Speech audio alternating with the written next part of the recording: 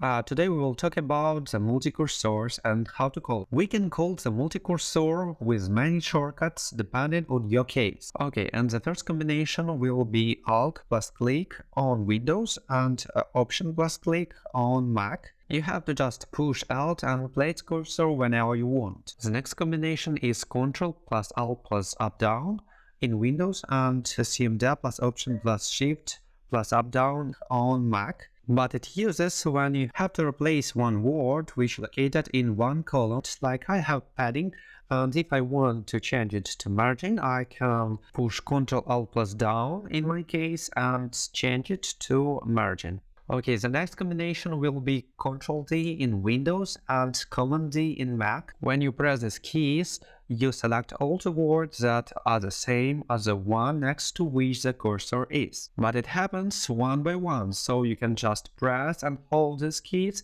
to choose all the same word. In our example, we choose the word friend, but as you can see, we don't place a cursor near the friend which write from capital F.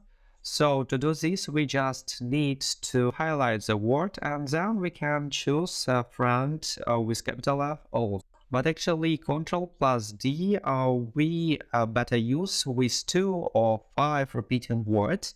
For all repeating words in text, it's better to use the next shortcut called Ctrl plus Shift plus L on Windows and Shift plus Command plus L on Mac. So if register of word is matter to you, so you can just place the cursor near the word and press the shortcut. But if not, you can just highlight the word and press the same shortcut. And the last shortcut for today is Shift Alt plus E in Windows and Shift Option plus E in Mac. Select a bunch of lines, then push this shortcut and it will put a cursor at the end of every selected line. So in our case, for example, if I need to replace pixels to VH, I can do it by this command. So okay, that's end for now. That's all what I want to tell you. So don't forget to subscribe and see you in the next video.